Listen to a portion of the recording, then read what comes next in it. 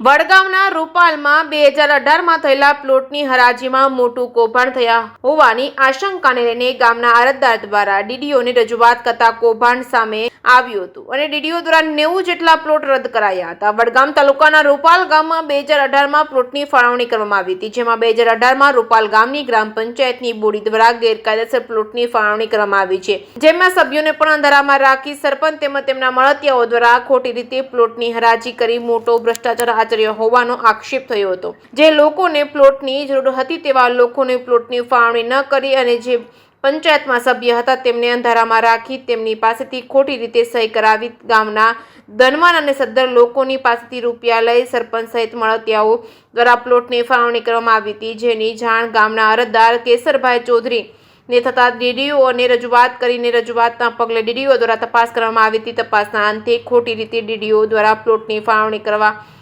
આવવાનું સામે આવતા તાત્કાલિક તેમને 90 જેટલા પ્લોટ રદ કર્યા હતા।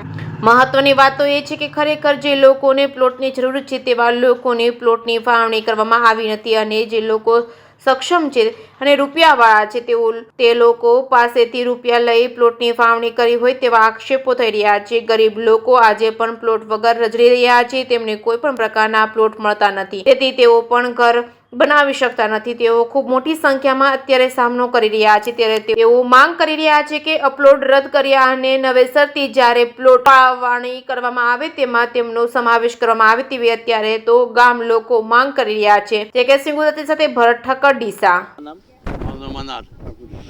શું કહેશો, પ્લોટ તમને મળ્યા કે નહીં મળ્યા? અમને પ્લોટ મળ્યા નથી, અમને પ્લોટ આપતા નથી।